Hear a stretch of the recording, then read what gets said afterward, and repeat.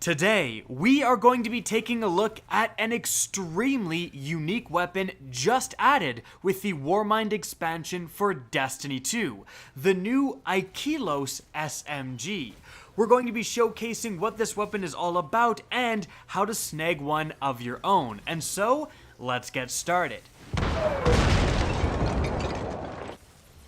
What is up, guys? Ikelos here, and today we are going to be taking a look at the Ikelos SMG V1.0.1. Little bit of a mouthful, so let's just call this the Ikelos SMG.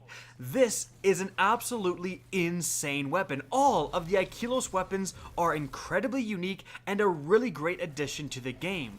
They all have unique perks found nowhere else in the game, and the SMG is no exception. So let's get started by taking a look at this weapon's stats and perks. Stats-wise, it's incredibly unique. It belongs to the just added, and therefore incredibly rare, 750 rounds per minute archetype for submachine guns. Now, the only other weapons in this category right now, I think there's one Crucible Legendary SMG and the Huckleberry new exotic SMG. So it's one of three in this brand new archetype. In addition to that, range actually pretty decent for an SMG. Stability is absolutely lacking, but handling is through the roof. Reload speed is also, nothing to be bragged about. But its perks are really where this weapon does shine. Firstly, and interestingly, it has the aggressive frame intrinsic perk. High damage. High recoil deals bonus damage at closer range. Woo! Bonus damage at close range ain't nothing to forget about, but aggressive frame is kind of interesting because this isn't the highest damaging SMG out there. The 600 rounds per minute archetype, like the Antiope D, does more damage, 20 damage for a headshot in PvP, whereas the Ikelos only does 16. Now moving on, however, we have your choice of 3 different ballistics, and then we have a unique perk, Disruption Break.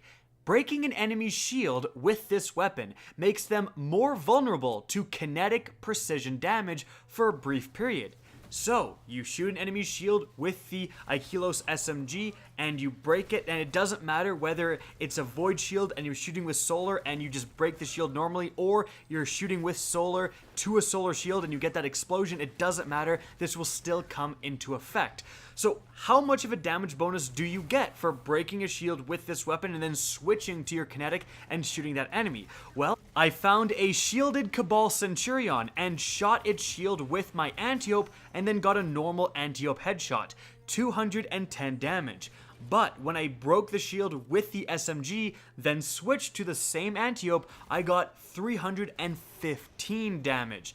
Now this is a 50% damage increase from 210 to 315. That is absolutely no joke. A 50% damage increase is a considerable damage increase. With that being said, there are some downsides that we'll talk about in the PvE section of this review, but moving on from there, we have another pretty unique perk. It's called Seraph Rounds, and it's shared between all of the Ikelos weapons. Rounds over-penetrate targets and bounce off hard surfaces. This can be incredibly useful and will allow you to get some crispy double kills by simply shooting at one target and hitting the one behind him, or the one behind that as well. Moving on from there, we have 2 different final perks. We have Grave Robber. Melee kills return a portion of the magazine, and then lastly we have Threat Detector, increased reload, stability, and handling when enemies are in close proximity. So again, a very, very insanely unique weapon. This could almost be an exotic, honestly, for how unique its perks are. But with all of these things combined, how does this weapon perform? Well, let's talk about it first in PvP. And here, frankly, I really did not like it too much. I like its damage archetype. There was some times where I was getting some crispy double kills and thinking, hey, this thing's pretty good. But more often than not, you really, really miss that stability. This weapon has a very strange recoil pattern. What I would describe it as is there's no per shot recoil. Like when you shoot a shot, you'd expect your gun to bounce back a little bit. That doesn't happen. The shots just kind of happen, and then this weapon just goes off in the distance randomly, sometimes to like straight up, sometimes to the right. Like the recoil pattern just really isn't great with this weapon, and that is really indicative of its very low stability. So you're likely going to have not the easiest time staying on target, whereas something like the Antiope frankly is easier to use in my opinion, and does more damage and has better range. So it's a pretty hard switch. I appreciate Bungie coming and doing a new damage archetype. That's always sweet, but this weapon in PvP, just I think there are better options out there. But certainly a unique weapon, and if it shows up in the kill feed, people are going to at least take notice. Moving on from there, how does this weapon perform in PvE? This is going to be where that Disruption Break perk comes into its own. In PvP, it's just ridiculous to ask people to break a shield with this weapon, then switch weapons, probably while being shot at by the other guy who's not switching weapons, and then get some crispy headshots. And you have to get headshots, remember, or else you don't get the damage bonus. That's just not practical whatsoever in PvP, but in PvE, there are a lot of powerful enemies out there with shields, a lot of yellow health enemies with shields, and frankly, when you take down that shield with a magazine of your Ikelos SMG, you're often gonna have to reload anyways. Like, taking down a shield of an enemy is likely, around one magazine, let's say. So you can either reload or switch to your other weapon, switch to your Antiope or whatever you want to use, and then start getting 50% bonus precision damage, which is absolutely no joke. And frankly, that makes this weapon pretty darn good, because those scenarios somewhat negate the downside of the Disruption Break perk, which is you have to take that time to switch weapons, and so you have a period of time when you're not shooting enemies when otherwise you potentially could be. But like I'm saying, if you're reloading anyways after unloading on a shield, you might as well just switch weapons and get an insane damage bonus. Now, the thing is, when this works, it works pretty well, and you get a significant damage bonus. But it really is not active as much as you would think.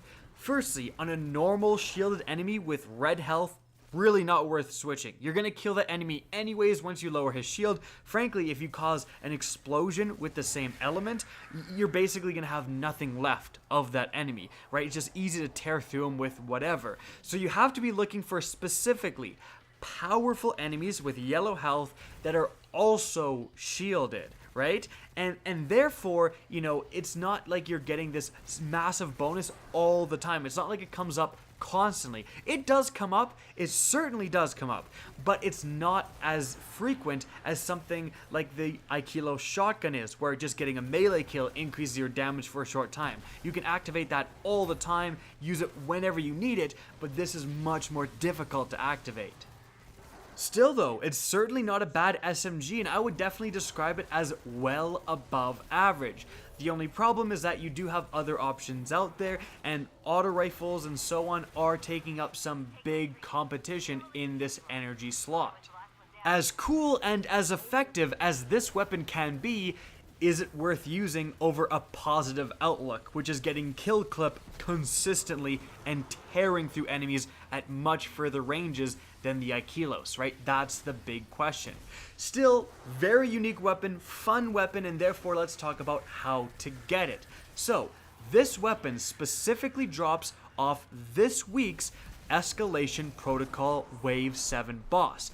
Now, the final two bosses in the 5-boss rotation, essentially, are apparently going to drop any of these weapons. You can also get it there, but specifically, this boss that you're seeing in the background, this is where you want to farm for this weapon. So, how do you do so?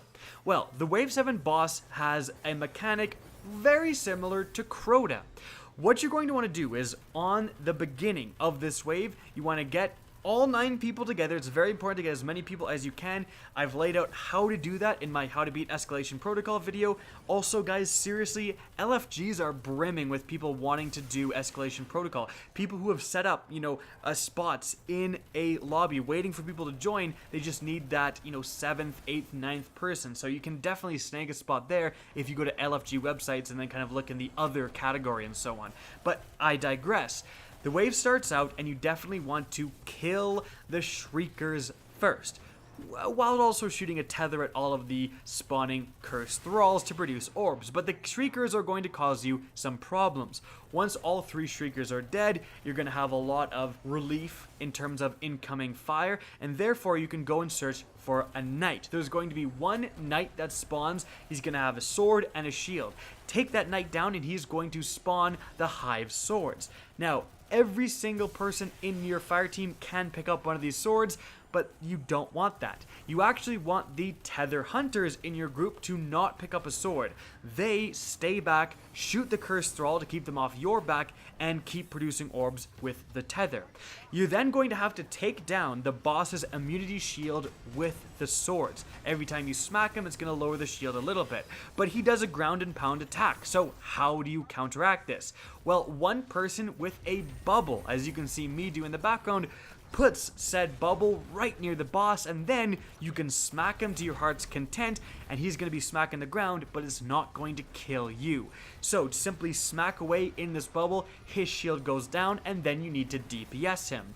Now, I've seen some other videos out there calling for cheeses and stuff. There's no cheese to this boss. A cheese is pushing something off the edge, not just doing a lot of damage. So you can achieve a lot of damage on this guy with the Booper, aka the Tractor Cannon. One person with a Tractor Cannon can just hit this boss, as you can see me do, and then all void damage is going to be increased by 50%. Now, this means that Nova Bomb Warlocks, get even just a couple of those, 3 of those in your 9-man fire team, are going to tear through this boss, absolutely tear through him. In fact, it's so effective that we had a lot of our Titans switch to Sentinel Titans. Even though it's not normally effective, when you're doing 50% more damage, it becomes relatively darn effective, let me just say.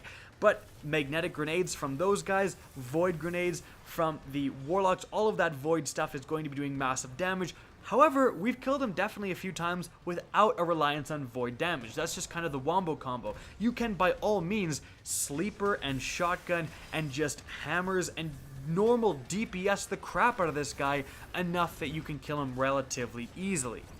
Really, the main tactic here and your recipe for success is just to have one Sentinel Titan that can put down a bubble to allow your teammates to take down his shield without dying, and then go ham with whatever DPS dealing method you want to choose. Also, very important quick tip, do this at Glacial Drift, not at Braytech.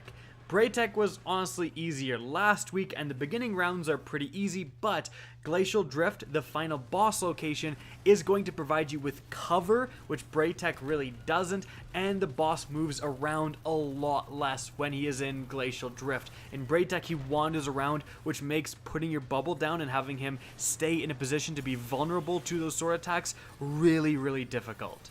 Now remember, for this drop, and for all Ikelos weapons rewarded from Escalation Protocol, they drop directly off the boss. Alright, they do not drop in the chest, so you do not need any sort of encrypted key in order to open the chest. They just drop as soon as that boss dies, which also means apparently that even if you kill the boss when the timer is up, like if the timer is 0 seconds and you lose the wave, the boss can still die a couple seconds after that. You still have a chance to get the weapon, so keep that in mind. You don't have to switch characters, you don't have to get those caches, any of that. You just need to kill the boss to get this weapon. And so guys, that is it for the video. I hope you enjoyed and found this informative. If you did, please remember to help me out by simply rating and especially sharing this video. If you guys want to see more Destiny 2 content similar to this, don't be afraid to slap that subscribe button. And if you guys want to get in touch with me and keep up to date with the latest channel activity, the best way is to follow me on Twitter at RickCacus. That's linked in the description down below, as is my Twitch channel, which you can also follow. Again, I hope you enjoyed the video, and as always, have a good day.